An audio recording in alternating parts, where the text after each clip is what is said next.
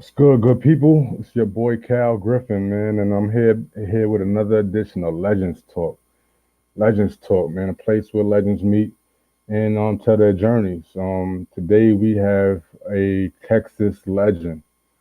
We're gonna chat about his All American, his McDonald's All American days, University of Texas days. Played overseas. You know what I'm saying? Coaches the youth, and just did a plethora of stuff for the basketball world. Today we have none other than Kris Clack.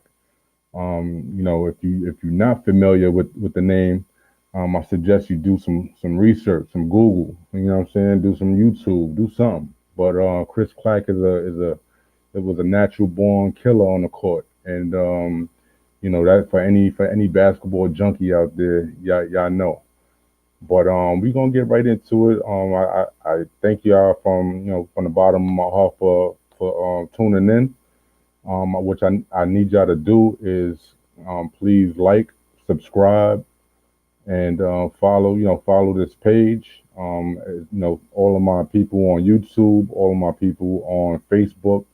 I need you to subscribe to the page and please share with your friends and just spread the word. All things hoops. We here and we here to stay. So with no further ado, man, here we are. Legends Talk.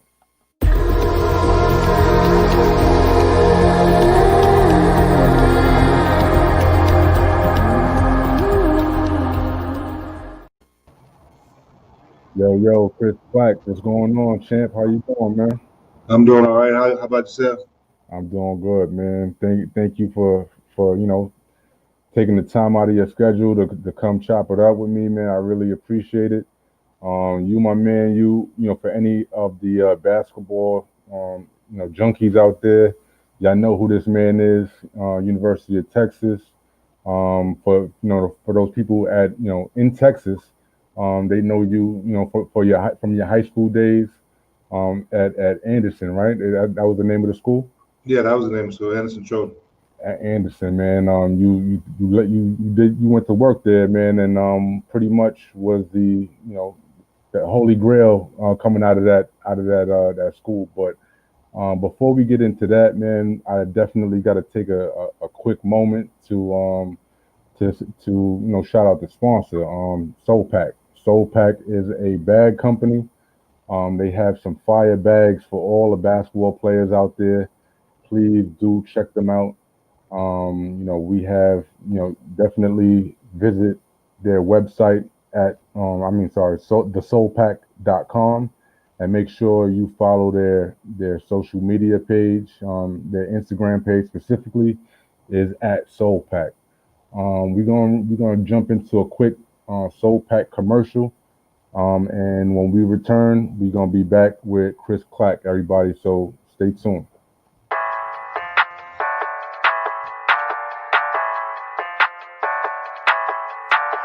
Wavy Boy Productions.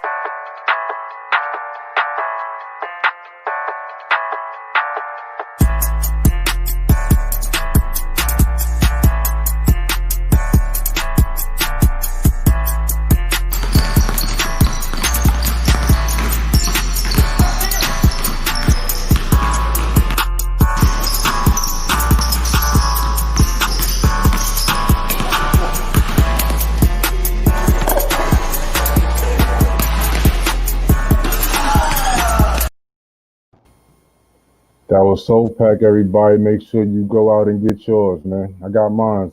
Go get yours. But yo, Kris Clack, man, I appreciate you, Kris, for coming aboard, telling your story, and you know what I'm saying. It's a pleasure to have you on Legends Talk, man.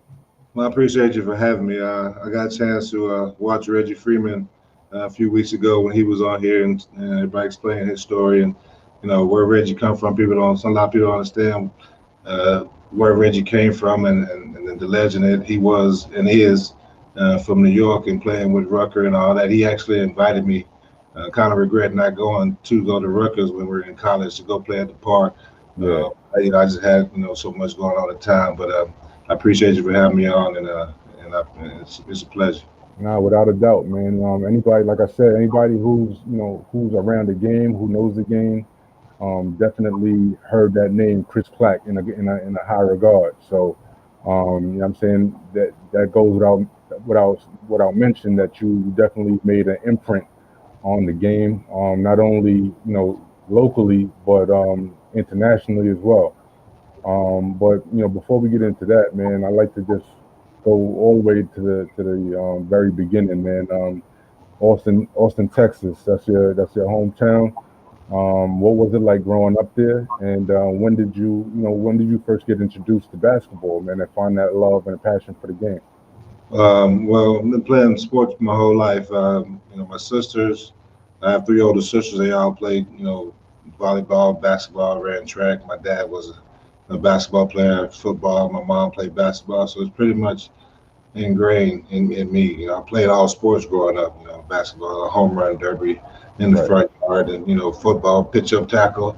You know what I'm saying? But at a certain point, I got to like 15, 13, and I just didn't want to play football anymore. It was too cold outside. It was them hits hurt. Kept getting headaches. So I just stuck to basketball and staying in the gym. And luckily, I was able to play with some really good coaches at a young age, and I just stuck to it and stopped ever since. Right, right. So, at what point in your development did you, like say, yo, I really, got a chance to do something special here with this basketball. You know what I'm saying? Let me take this a little bit more seriously. Like, what point was that in your life? Was that around the same time? Well, it was never a doubt in my mind I was going to play something, basketball, football, something. I was just, it was just ingrained in me. It's something I did on a daily basis. And, I had no doubt that I was going to play professionally. It's just a matter of, how I was going to get there and what it was going to look like. Right, So, it was no question for me. I just had that love for me and that passion to do this and to do that and to compete and not only compete and win and also lose and know how to lose. right, Um, so that was just mainly just what I wanted to do. right, right. So, I mean, once you get to the sponsor Soul Pack, man, they in the building. They salute to Soul Pack. They just showing some love, man. But so come around, to high school time, man. How did you select Anderson? From the the plethora of schools that's out there. Yeah, what kind of what went into your decision making on that? So it wasn't really a decision for me. Growing up in Austin, may not know it's segregated from 35 East and West. So pretty much you have the blacks on the east side, you have the whites on the west side. Because of what the school district again, they wanted to segregate Austin. They wanted to make more diversity. Kids go with other kids. I was bused to Anderson 30 minutes every day, while other kids I know that lived on the north side were bused to the east side and so forth. So I had a school about walking distance. It was called Johnston at the time. Now it's called Eastside Memorial because they've changed the names of a lot of the schools out here because of the Confederacy and so forth.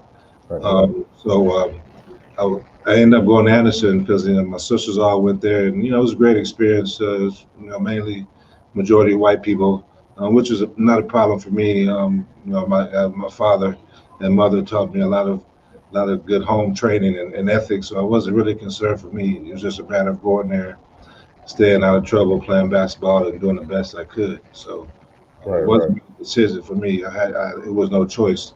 Although when I was younger, I had a really bad problem with asthma, and they didn't want to bus me to the school they wanted to send me to. So because of my medical condition, I was able to stay at Ortega Elementary, which is right behind my house, like a block from my house. So it's right. just it was back in the day. Maybe still is the same way with the school boundaries and so forth. But that's just the way it is out here in the ISD and in Austin. Right, right. Now, it's no secret that while at Anderson, man, you excelled. You excelled at basketball. I'm not sure if you played any other sports there. But while at Anderson, basketball, you kind of left your mark, man, up to the point where your number was retired, man. At that school, nobody else could ever wear that number 15 again. in the history of that school, man. How does that make you feel as a basketball player and as a person that your number that you put in all of that work so that nobody else can use that number ever again? Well, I appreciate it. It was a really big honor for me. One of the parents at the school, that's the sponsor, booster for the school, brought it up, and actually my high school coach Tyrone Johnson had mentioned it and was going to do it, but he had a heart attack at 40, and wasn't able Oh to get man, the ball rolling. But 40 years tough luck. later, that's all good. 40 years later, this wonderful parent ended up, Scott Smith is his name, ended up, getting everything together. They did the honoring 2 days after my father had passed away, so it was a real emotional event. Tom Penner was able to come. A bunch of high school teammates came. A bunch of college teammates came. Reggie came. Ivan Wagner. A couple other guys that can't remember off the top of my head, but we're all attending. So pretty much every media stream was there. It was just a big honor, and I appreciated it very very greatly. And it's nothing else to say. Pretty much, it's just those days I really don't really care about too much, but at the same time, it feels good to be notified. No, of course, man. In any in any field, man, it's definitely feels good to be acknowledged, and especially for putting in that blood, sweat, and tears that you did on the court. You actually set a record, a scoring record at that school, right? That was actually broken recently by one of the girls basketball players, right? Yeah, she ended up going to Stephen F. Fawcett. I can't remember her name, but she, had to beat the scoring record, and I was able to go to the school and interview her and congratulate her. That was real good. That was real nice. Right. And I mean that's cool, man. It's kind of like you passing the torch a little bit, Yeah.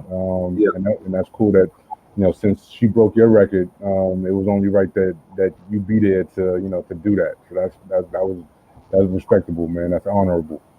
Um, in terms of your legacy, man, and your career at Anderson, man, you were the only player in that school's history to become a McDonald's All American, man. When you got that news of you being selected to that elite group, and we're talking about 1990 the 1995 group, which included Stephon Marbury, Kevin Garnett, Paul Pierce. Who else we got? Sharif Abdul-Rahim, Chauncey Billups, Chauncey Billups, Ron Mercer. Ray Turner, Yeah, we talking about Michael what I'm White, Lewis saying? Brooks, Shamgar Wells, Taylor, rest in peace. So Tractor Trailer, rest in peace. David But McCoy, it was a bunch of us, man. Ron Mercer, it was a lot of right. Now I Vince know Carter. Vince Carter. Yeah. Almost forgot Vince. Look, Yeah. we I mean, almost forgetting it was too Hall of many. Fame. Too many. We almost forgetting Hall of Fame guys that played. But you being selected to that elite group, of course you didn't know how elite that group was going to be at the time when you're just going through it, and you're one of the peers. But now in retrospect, looking back on the time, and you look back on guys, career, who made an impact in the NBA, like Kevin Garnett and all those guys that we just mentioned. How does it feel to to hear your name in that same light as those guys? Yeah, it's kind of the same, incidents what Reggie was saying when he was mentioning about the whole NBA, knowing those guys giving them that respect when they see them. That's all it's about. I know what I did. I know what I was able to accomplish. I know, I could have been in there with those guys, but at the same time, you put certain places for a reason. So Right. I just take it for what it was, and I know it's all respect. I know these guys see me as all respect. So, I'm really proud of these guys, and it was a really, really strong class. So, for these guys, somebody like Vince Carter to still be in the NBA and just not retiring, and playing that long, and seeing these guys on TV, and they're all pretty much a lot of them are newscasters and so forth. It was just an honor and pleasure just to play with these guys and to be a part of it. And I'm sure, man, that's a very elite group, man. The majority of those guys Hall of Fame dudes. But you know what I'm saying, with respect to Anderson High School, back at Anderson, I'm sure that, you getting this nod, this All American nod, pretty much got every school in the country on your radar now. Like, what kind of schools are really like pushing for you, and what kind of things were you looking at to make your decision for the school that you were going to attend? The when I was told, it was a surprise, but I was fortunate to have a really good high school team and go to state 2 years in a row and almost win state Hmm. for Austin, because there's no Austin team has ever won state. So I think we got the closest. We lost to Stephen Jackson 1 year and put out the Lincoln. Mm, The year before that, lost to Plainview by 1 point. So total 3 points in 2 years for being a state champion. But other than that, I was able to play with some good teammates and kind of put Anderson on the map and help that school. Other than that, just being able to have that opportunity to be in a McDonald's game was a surprise to me, and I just wanted to go do the best I could and perform the best I could. And it's basketball. It's something blood, sweat, and tears, and breathe basketball. So right, it's just right, go up there and just playing and performing and hooping. And no one knew who I was. I came from under the radar. Texas not really was considered a basketball school back then. It's more football related. You can get more hype with football, but at the same time, I didn't even go to ABCD camp or Nike camp. I got invited and so forth, but I wasn't able to. I didn't go. I just didn't know anything about it. It just wasn't. I didn't have anybody in my ear, telling me to do that. right. But at the same time, I was fortunate to have that opportunity. And then, of course, Texas, starts recruiting me, and Rice, Oklahoma State. Duke was recruiting me for a while until I, took my SATs, and I had to get my SAT scores right, to go there. And, pretty much pretty much every school in the country I got a letter from. But my heart was set for Texas. I knew Terrence Rencher and Rod Anderson, a bunch of guards were leaving that year, and I was going to have opportunity to play right away. So, Right, right. it's just 10 minutes from my house, so my family get to come see me play. Oh My yeah, friends see me play. So no better feeling than that. it really didn't matter where I wanted to go. I even thought about going to Michigan. I didn't even take any visits to any schools. I didn't go anywhere. I was going to go to Michigan, but when I went to the McDonald's game, I was fortunate to meet Lewis Bullock and Robert Traylor and Albert White Mm, and so one other guy. And it was four guys. Well, actually, Kevin Garnett was going to go to Michigan if he didn't go straight to the NBA. oh wow, And then, I didn't know that. yeah. And a good buddy of mine is Ray Jackson, and he was already there with the Fab Five. And so, him being from Austin and me, him going to LBJ, I went to Anderson. Two guys, from the East Side. He just got a chance to go to the East Side school. I didn't want it to be another Fab Five situation. So, although I love Ray Jackson, I love that era and what they created, but I just want to do something different. So I stayed Right, home, played in Texas. So, right. You just wanted to kind of blaze your own trail and make your own name, and do it yourself. You know what I'm saying? And that's fair. Now, do you remember who your first college letter was? And you know what I'm saying, like in terms of the man, feeling. it was set so long ago. I mean, I'm sure it was one of these local small schools, maybe like a Arkansas Little Rock, very like St. Mary's, Yeah, yeah.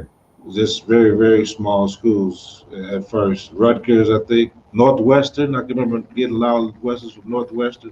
I didn't even know where Northwestern was. I still don't know what Northwestern is. I know it's somewhere in the north, I guess. Yeah, yeah, Northwest.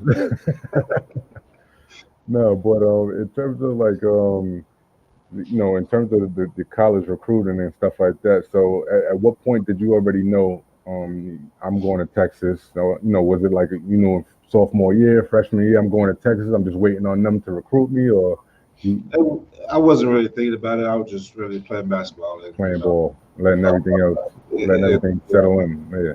I even cut my phone. I took my phone off the hook because the phone calls was ringing. Indiana. My dad actually hung up on Bobby Knight when he called to recruit Wow. me.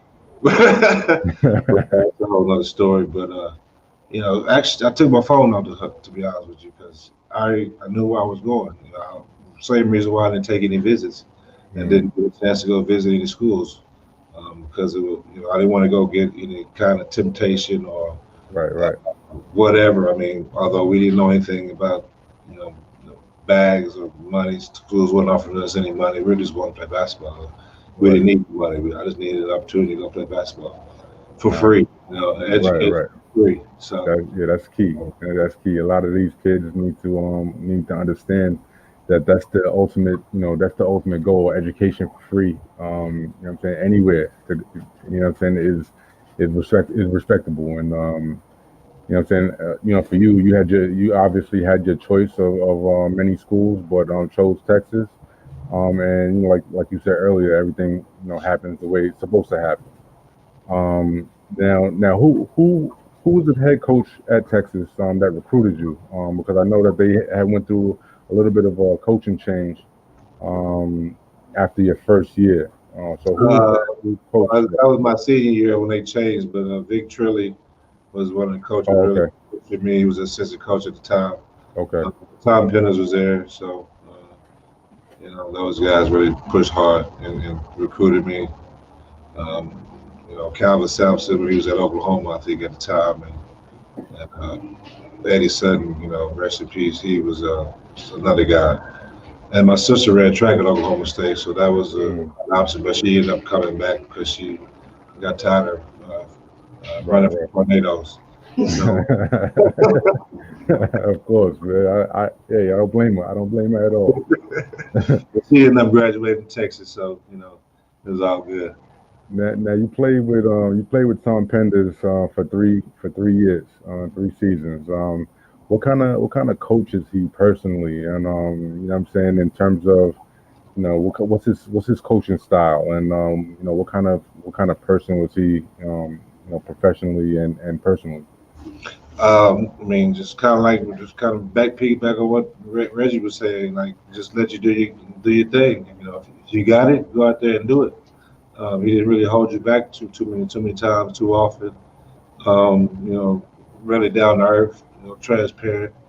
Didn't say things he didn't mean, and told you what exactly he wanted. And if you couldn't, give him that, then he gave you a chance. You're gonna move on to the next. But it was never anything, where I felt like, he was holding me back or, he's not letting me do this. So, it was a real, and then I love the pace of the game up and down. I'm an up and down player, and I get up and down the court. So I like the style of basketball he was teaching. I saw, Terrence Richard, put up points as a freshman to get freshman of the year.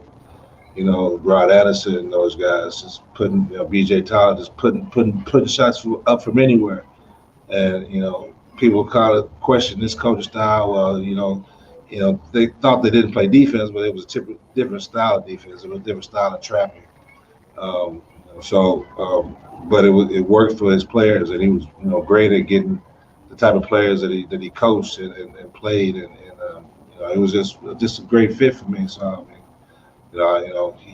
he allowed me to play my game, and I was able to play with Reggie Freeman, who you know one of the best players I played with. He understands the game, knows the game very well.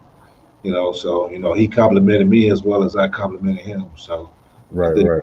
it worked out best for everybody. You know what I mean?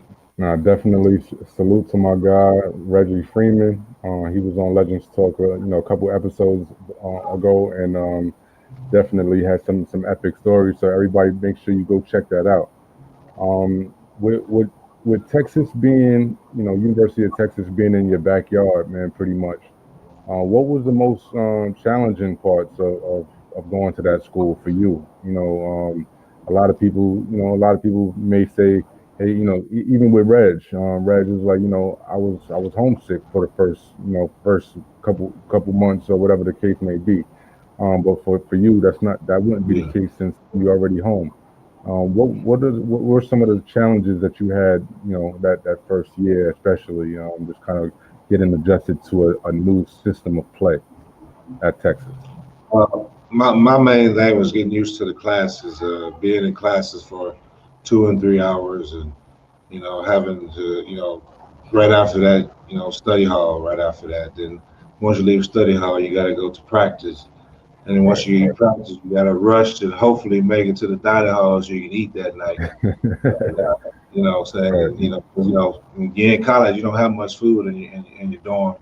Oh, right, even though my family was down the street, I tried to stay as far away as I could once I left the house, just because I wanted to be on my own and right. so forth. But although I could go right down the street and they bring me something to eat, but at the same time, um, just getting used to that being on your own and the classes and the amount of work you have to do, the amount of study you got to put into it, on top of practicing, 2 times a day, have tour days, and just balancing your schedule and balancing your time to where you can get everything done in a 24-hour period, and them having your time. You may have um, a signing to go to or something you have to do, or you got to go speak at this event. So just being able to manage your time and get your studies done, and being able to stay away from the house. You know what I'm saying? Yeah, because a lot of times like to be a distraction. People they always want to be in your dorm. They want you to go hang out on Sixth Street and do Right. this, do that, and I gotta just keep my mind at school and stay on campus and do the thing necessary. So just getting adapted to that and used to that and learning how to manage that in a 24-hour period. Of course, man. That'll be challenging for anybody, man. It's not easy, man. Going to new surroundings and just trying to stay focused on what you came to do. What I'm saying, that is very challenging. In terms of University of Texas, it's in one of the best conferences in the country. What I'm saying, the Big 12 is definitely one of the more physical conferences in the country, and has a lot of talent. At that time when you played, what were some of the kind of what was it kind of the same thing in terms of physicality and Yeah, it was pretty much the same thing when I came in, especially for me because I had to get used to the speed of the game, and I didn't, I came in, doing all right, but I didn't start my first 12 games as a freshman because I didn't understand the speed of the game and trying to figure out my niche and how I was going to be effective. I started playing power forward, so I had to guard 6'10", 6'11", guys in there banging. You know what I'm saying? Like I'm 185, 190 out of high school. right, right, Talking wet, and I'm going up with grown men out there pushing and shoving, and I just try to use my athleticism and speed to get around them and jump over them and just out quick them most of the time. And a lot of times it worked out, but sometimes it didn't, depending on how skilled that guy, the guy was. I had to guard a guy like Tony Battie, mm, a lottery pick. You know what I mean? And Darwin Ham was on that team, and mm, Gerald Sasser. I mean, bunch of big guys, man. That you know, the average person, wouldn't would struggle tremendously with. But I had a little bit of size and quickness, so I just had to jump and out quicker most of the time. But right, right. I ended Especially up especially Delvin Ham, man. I'm just kidding. oh yeah, man. Like once he got the ball under the goal, it's a wrap. Yeah, yeah, he was a monster. So I mean, fast forward a little bit, man. I mean, you were there at Texas for 4 years, and you played well. You were all Big 12 selection. Was it more than once, or was it once? 3 years at Oh, Big. 3 years. So what I'm saying, your accolades speak for themselves. Now, in terms of the 1999 NBA draft, once your time at Texas was up, or winding down, when did the NBA, I mean, I'm sure aspirations, and them dreams were always there, but when did it start becoming, serious in terms of, hey, this may can happen at this point. Well, I started getting phone calls from friends and, you know, I guess friends of agents and so forth, and people just asking questions here and there, and um, it and also my senior year, um, and I'd already started going to try out for NBA teams and so forth. So it got to a point where I had to drop out of school because I wasn't there. I was flying to I went to Atlanta for a tryout. I went to Minnesota. Just a couple other places I had to go for tryouts, and I just kind of left school behind. So luckily, I had one of the coolest ads in the world allow me to withdraw. He told me to go withdraw from school, and when you're done, you come back and graduate. And, And you did that, and you and did that. So 12, 12 years later, I come back and once I'm done playing and get my degree. So I thank him for that. Named the Lost Dogs, old AD at University of Texas. I thank him for that, allowing me to do that. Even the University of Texas will allow me to come back and to right, get my degree. But did that. Tried out for some teams and just had my dad pick an agent because I didn't know anything about agents or I didn't trust anybody actually to right, be honest. right, So, right. I just let my dad pick somebody and ended up picking some guy from Dallas and.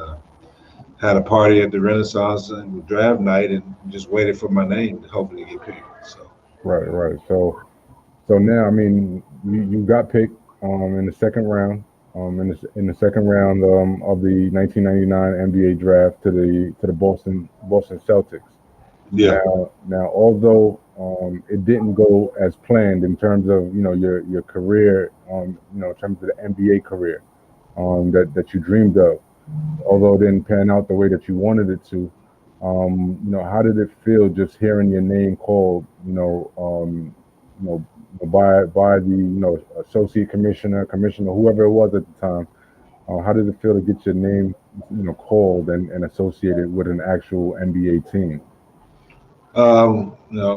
we were in, like I said, in a hotel in here in Austin, and you get the phone call to the agent. And when I had my agent at the time, and Boston on the phone was like, what's going on? Is something did he get hurt? Is something going on? Because I was MVP at Phoenix camp, so I went up there and I did my thing, and I went to Chicago, but I didn't really do much because I pretty much thought I was a lock. But at the time, I had an agent. I don't think was the right one for me. Was what I thought. Right. So get the phone call from Boston. I'm watching the TV, and actually, when I get drafted, it's in a commercial. I'm on the phone with Boston, telling them they're about to pick me. So I don't even actually see my name being said on the TV, but but at that point it didn't matter because they had already called my agent on the phone and said, "Hey, we're about to pick you." And did party with my family, had a great time. Was fortunate and happy for the being selected in the first place, and was waiting to go to Boston and do what I can to make a team. Right, right. Now, it's understood that being drafted in the second round, there's no, you don't have a definite spot. There's No guarantee. no guarantee for your spot, but you do have the opportunity to fight for one. Now, how ready were you mentally? How mentally prepared were you to go in and and try to fight for this spot? So during that time, Rick Pitino was the coach, and I think he had just got there for a couple of years, and he had already a lot of Kentucky guys there, Walter McCarty and Right. a few other guys were there, and then it was out of me and Adrian Griffin. Um, I think he played at Seton Hall, um, if I'm not mistaken, but it was out of me and him, and we both did well. We both did our thing, and they ended up picking Andrew Griffin at the end of the day. But I had no regrets. I went up there and played well, and came back home and got a new agent. That was the first first thing. Yeah, yeah. I love So it. I actually got a new agent night after, but maybe a week or two after I was drafted because I didn't have a job anywhere. He couldn't, I wasn't getting any offers. I wasn't getting any phone calls. I'm like, what's going on? I got MVP at Phoenix, the pre-draft camp. I went to Chicago, did well. I'm like, what's going on? Right, right. That At counts for least something. that I got, yeah, at least get, I got drafted. So, I got to go be able to try out for somebody's training camp, make some money. I get paid to go try out. But, that didn't end up happening. So, immediately wrote the letter to my agent, got rid of him and got my agent Todd Ely, who got me a tryout, got me jobs, and got me put in the place I need to be. And Okay. so once I got with him, I ended up at least having somebody that could vouch for me and speak to the right people and talk to the right people and get kind of through the politics of who you need to Right. get to be seen. At Right. that point, because for me, there's a lot of talented guys in the NBA, but there's also a lot of talented guys that are not in the NBA and didn't get the opportunity to play in the NBA. Maybe they end up going overseas or so forth, but it is what it is. So, Right. Right. so let's leave it at You're that. right, right, right. It is what it is, and like you said earlier, man, everything that's supposed to happen happens. Everything that's supposed to happen happens, in its own right. So, I'm a firm believer of that as well. But now you move on, and you actually go into the International Basketball League and play with the San Diego Stingrays, I believe. If I'm not Yes, mistaken. How was that experience for you, man? I know it was a short stint, but yeah, what was like that like, three man? months, I think. Like I was on it like 3-4 months, maybe. Uh, because it was like a experimental league almost. Okay. Master P was on the team before I got there. Him and but like they ended up getting rid of the whole team, and Getting the put whole a team. whole new 10 guys there. You know what I'm saying? And Jeff Malone was my coach, which was a great Oh wow, experience. wow. Yeah, he was a great guy, man. So um, when I get this new agent, he give me a gig out there in San Diego, and I say, hey, I'm gone. You know what I mean? And, we don't care what the money is. Let's go. And I went there and played the 3-4 months I was out there. Had a good time. Met some great people. Had a good experience. Actually, John Strickland was on my team, which I My ended up God. finding, was the one that came up with finishing breakfast. You know what Yeah, I mean? yeah, yeah. So, That's my guy right there, man. but I love him. RIP. Craziest dude in the world. He got us. He was the most amazing person I've ever met. You know what I mean? Right, So. right, right. I say this. I And try the to say game this was story. crazy. Like the way he played, the way he scored, the way he run down the court, pulling up his pants. Yeah, yeah. Everything. Yeah, yeah. That's my guy, man. So Hey, I his got his to play with some good people, man, and play and get in a situation where I was able to at least play somewhere. You know what I mean? right, right. You doing what you love, and that's that. After that was over, you then took your talents overseas. I believe you went to Italy, if I'm not mistaken. Yes, I Um, went to Reggio Emilia. hmm It's a team where Kobe's father played, and where Kobe was born actually, which I ended up finding out. Played there my first 3 years. Tax-free contract. Boston wasn't guaranteeing me any money to go to training camp. So I didn't go to training camp because they wouldn't guarantee me any money. I ended up going overseas, and also they wouldn't release my rights, but they have that chance because you're a second round pick. The only way I was able would be able to get my rights if I ever went to training camp and got cut, but I never went to training camp. I ended up going overseas every single year after that, and even back to Boston to play in the summer league every summer. Oh, Uh, okay, okay. yeah, trying to make a roster, but as you know, every year that window gets smaller and smaller. They end up drafting Kendrick Brown and Joseph Forte and Joe Johnson my second year going back. So that's 3 first-round picks right there. So the roster spots aren't there. That's what they tell you when you go. They end up Reggie. Tell you the same story. Go talk to your coach. Hey, it's a numbers thing. You know what I mean? It's not enough spots. It's not enough money to go around. So I end up getting that story. But I end up going back overseas every year and playing in 3 or 4 different countries in Italy Right, right. until I was able to retire. And, you know, Now playing international ball, man. It's in terms of that window getting smaller every year.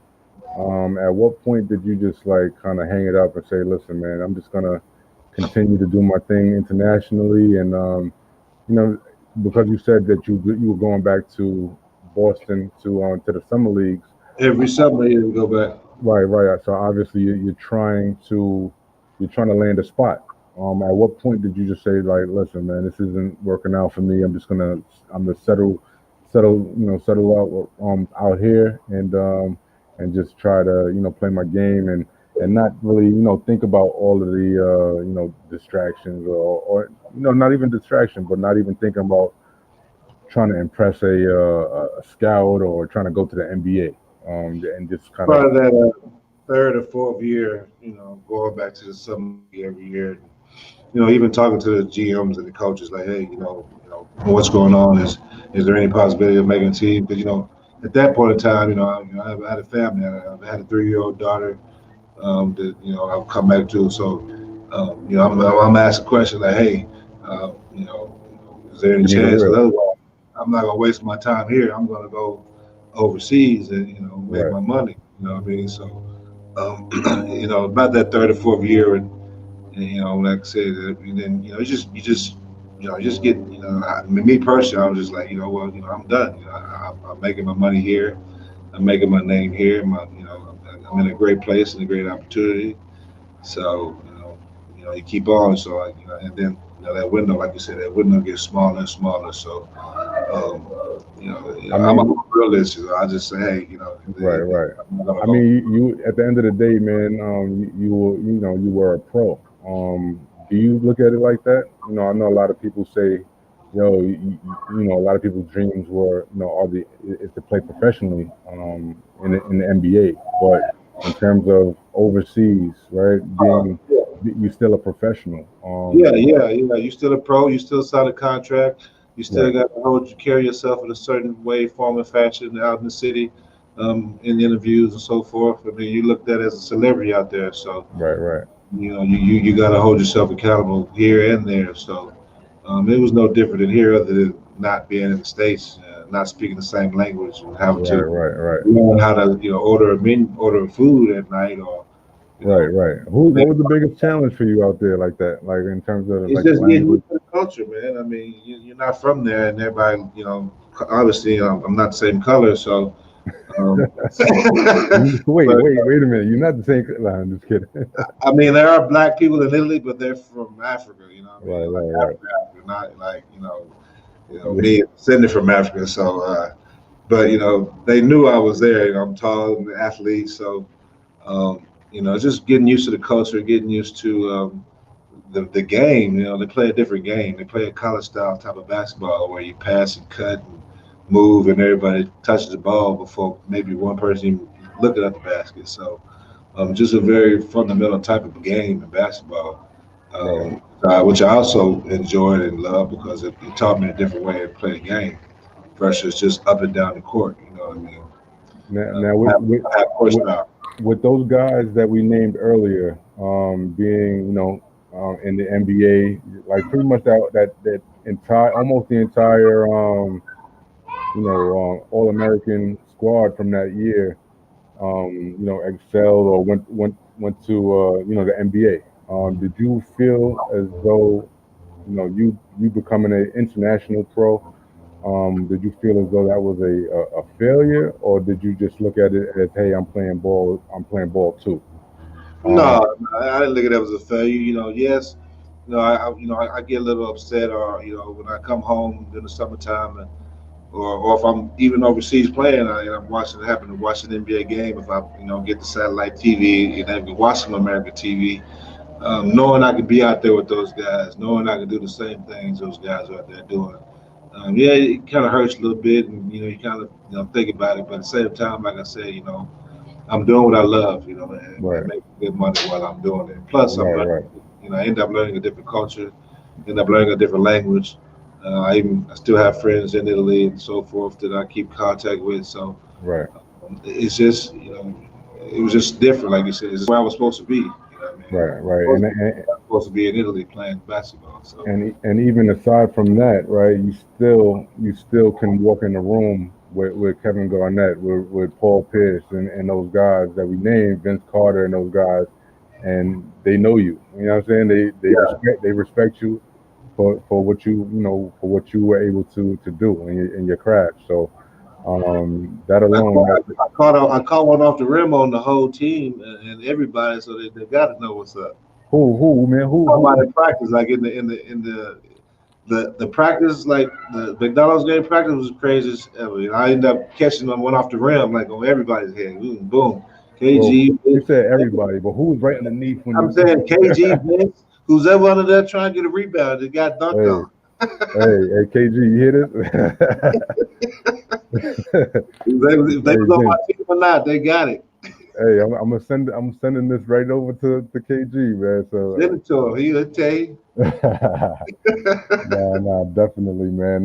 Like I said, man, any basketball aficionado gonna know who Kris Clack is, and definitely gonna respect the name for what you were able to accomplish, man.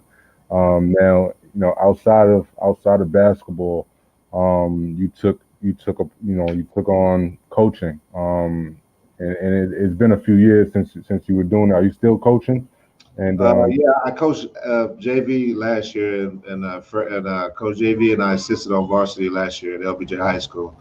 My first year actually, I coached in high school, but I coached at the private school for several years, like three or four different private schools. So I actually coached my daughter her first 8 years of private school before she ended up going to public school. Now she's in high school, but just started out in the yeah, private school, coaching young kids and right. private school kids and training and camps and clinics. Did that for 15 plus years until now when I'm just focusing on my daughter and her sophomore year and getting her through high school and supporting her in that journey. Right now. In terms of coaching, right? How hard is it to be on the sideline now? You're no longer playing, but now you're on the sideline, trying to trying to instill some values and instill your game into somebody else and into somebody else.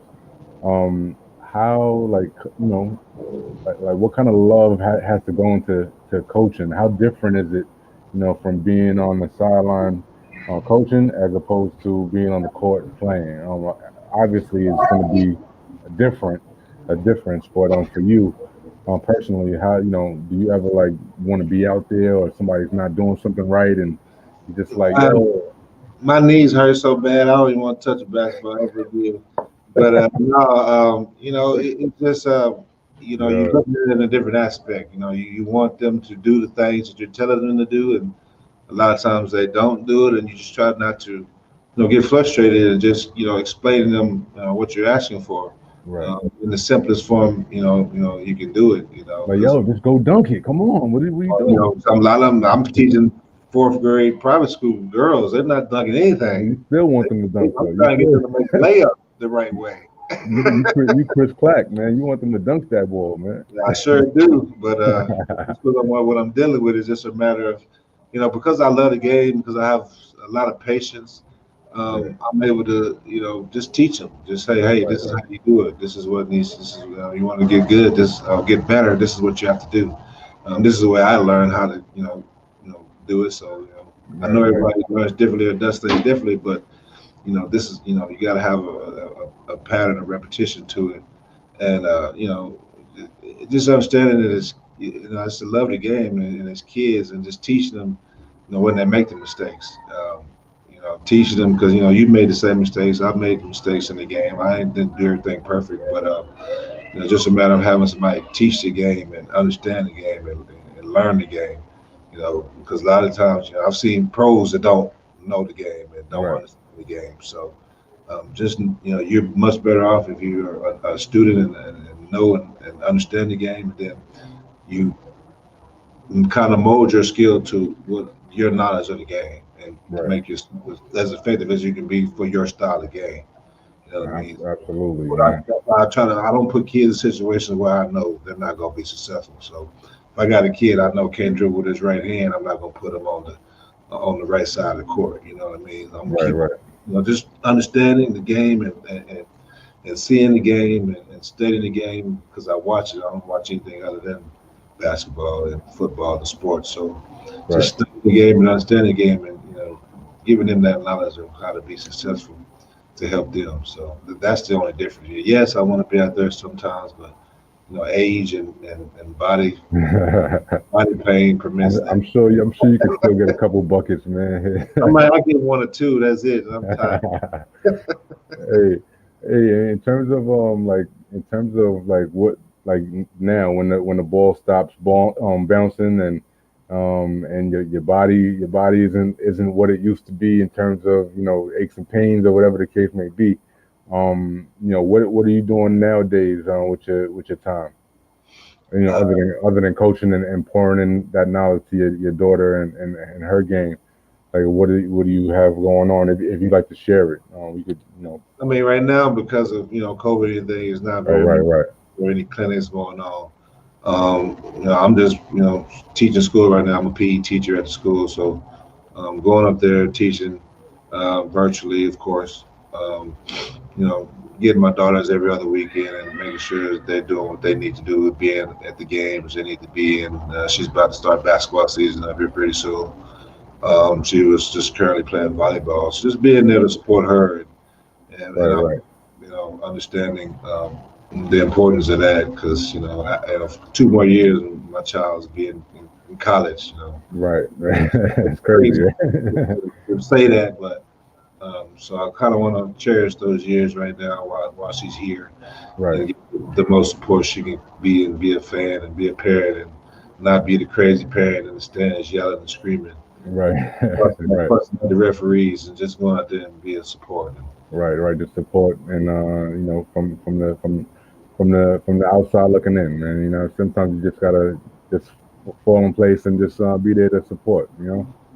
But one more, man. Question for you, man. Before we get out of here, man. You had mentioned Steven Jackson, Stack Five.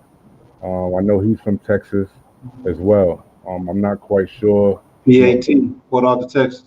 Right, right. I'm not sure what the proximity is, with respect to where you grew up and where It's he grew up. 6 hours from here.